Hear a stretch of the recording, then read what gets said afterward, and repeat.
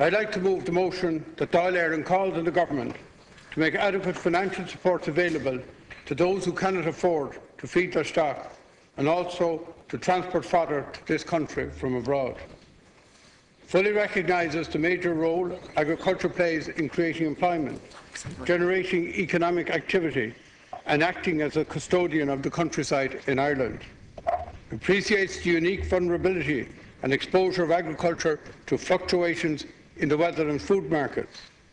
Regards the ongoing hardship inflicted upon farming communities across Ireland due to the fodder crisis that has been evident in the country since last July, and the sacrifices farm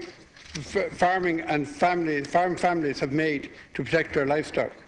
Acknowledges the devastating consequences that the aftermath of the fodder crisis will have on countless farms, and the pressing need for the Government to put in place a structure to address their exceptional circumstances.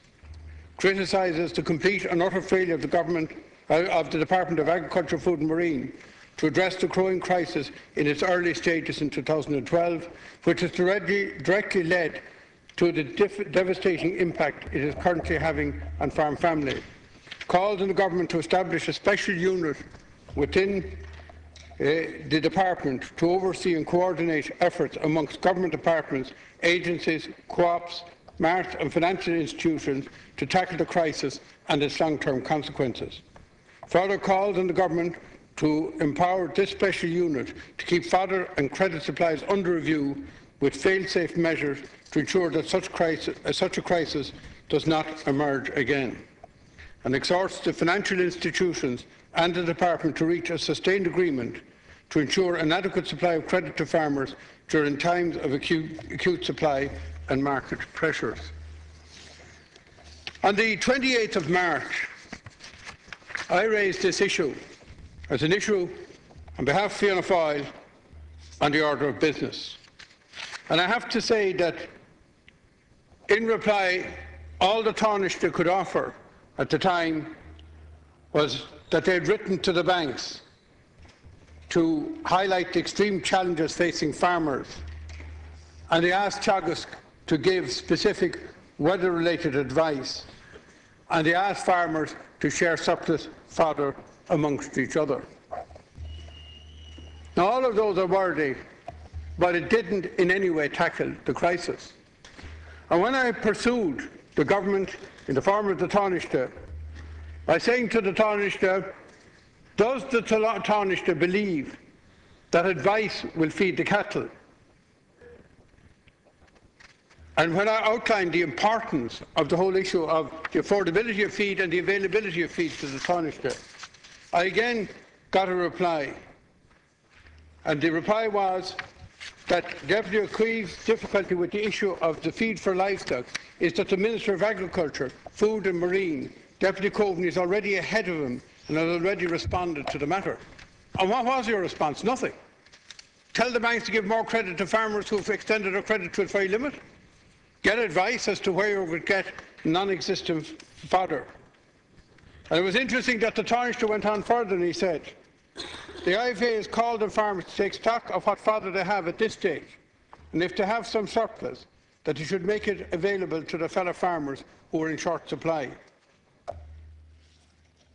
And he said that this is the position the Minister for Agriculture, Food and Marine has taken. And it was weeks after that before you, Minister, realised that there wasn't enough fodder in the country, that something urgent needed to be done. And I do welcome the belated attempts you have made to deal with this issue. And it is a very, very serious issue that has had huge consequences for people in their daily lives. There are people and farmers who have been driven literally to desperation. One I know of in the Deputy's own county, because of the pressure that has been placed on them by their inability to either source feed or afford feed.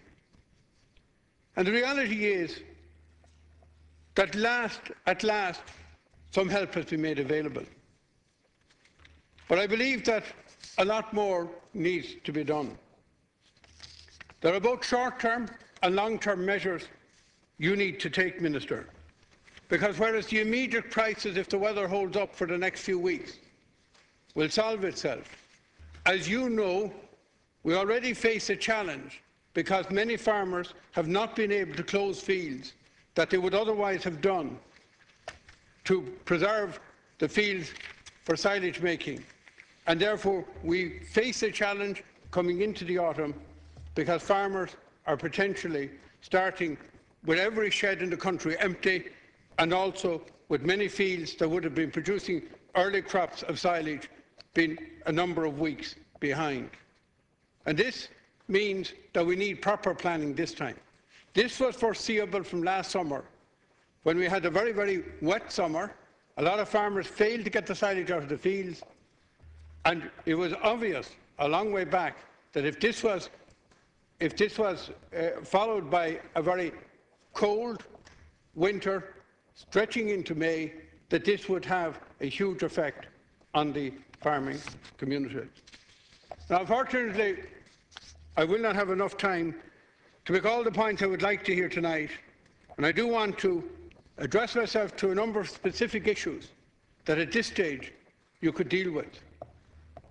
The first thing I would hope you could do tonight would be to give a clear commitment that the transport scheme that has been made available by you will continue after the 10th of May, because that's next Friday, and I know co-ops who are already planning beyond next Friday and who know they will have a requirement for fodder beyond next Friday, because in some parts of the country the fodder shortage will go on longer than others, and that you will also undertake here to make whatever financial resources are available to deal with the issue and to ensure that as long as the transport scheme is needed, that it will be funded.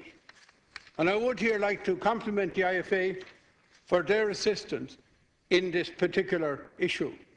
And I'd also like to compliment the flexible way that the various cooperatives have worked with the scheme.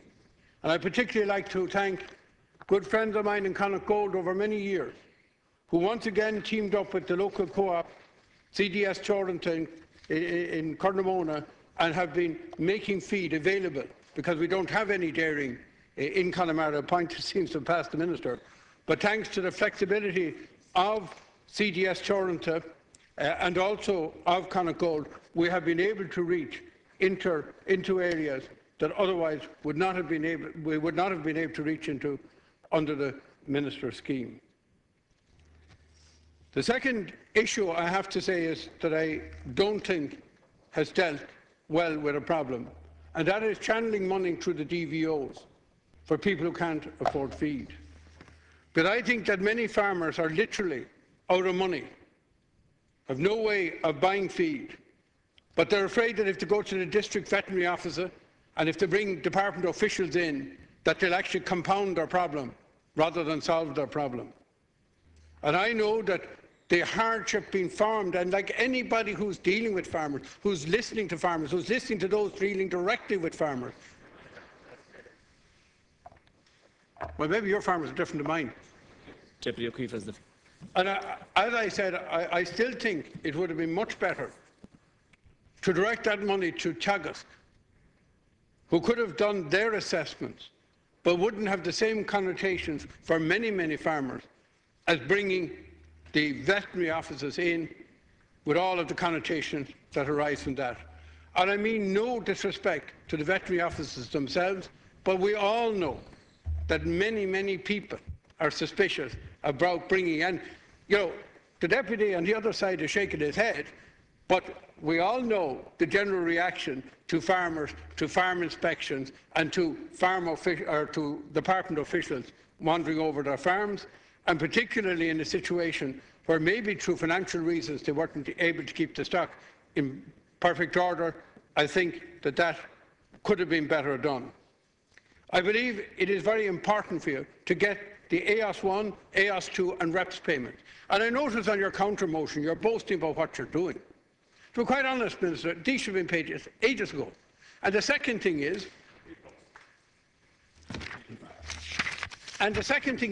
I noticed there's no mention of REPS 4 payments. And as you know, there are many, many REP 4 payments, and if you don't know, you should know, because everybody else in agriculture knows, that there are REP 4 payments cleared down in Johnstown Castle, and they're being told they'll have to wait 2 to 3 weeks for their payments because of some glitch in the department about getting the payments out at the payments paying section.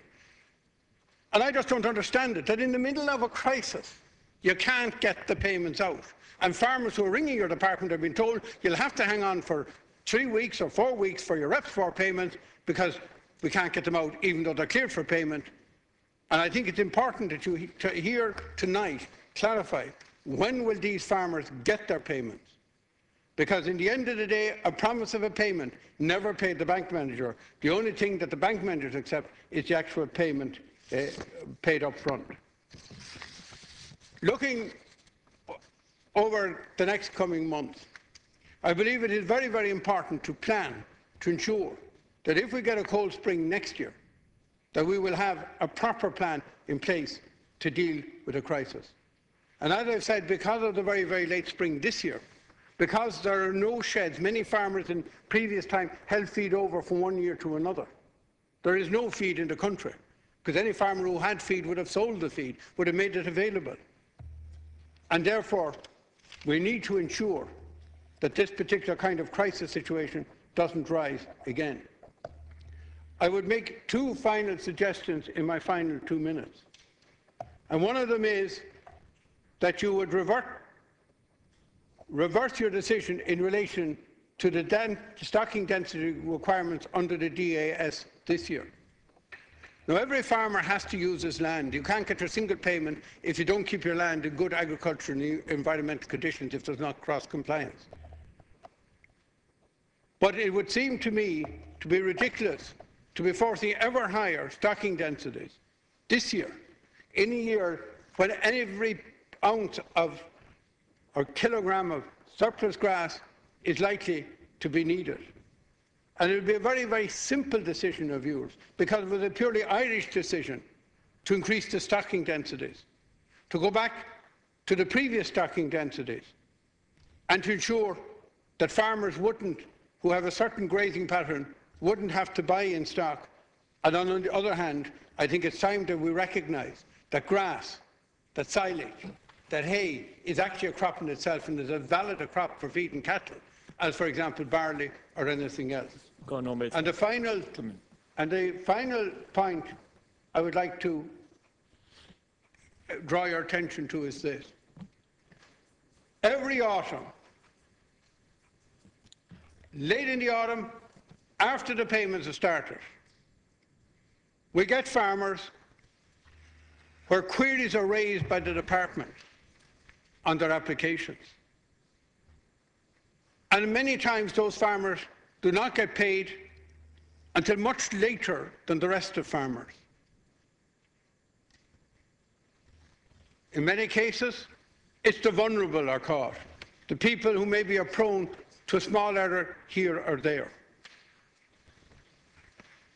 I think this year you could help farmers by, number one, and I understand that maybe you could confirm on the record that there is a limit to what you can do in bringing payments forward because of EU regulation. And a lot of people have asked me to ask you to bring forward payments of the DAS payments and the single payments. But my understanding is you cannot legally do that because there's a European regulation that has to be approved and that you can only begin the payments on a certain date. But I think it would be important, as President of Europe, that you would bring that date forward or organise that it be brought forward in the autumn to as early a date as possible in view of the circumstances. But the second thing is that all of the files would be checked now, when the applications go in this month, and that we would use the months of June, July, August and September to check every file. And if there are queries on the files, to raise them at that time, not when the farmer, expecting the payment like everybody else, rings up the department and says, oh, why didn't I get my payment? And they say, oh, we'll be writing to you next week because there's a query on the file. It would be a very, very simple step. It's something that's totally within your gift and your capability. Thank you, Deputy. And I believe that the suggestions I have made here tonight are practicable and would make a difference to farmers. And no doubt My colleagues will be adding to these suggestions so that we can ensure that what has happened this spring won't happen again.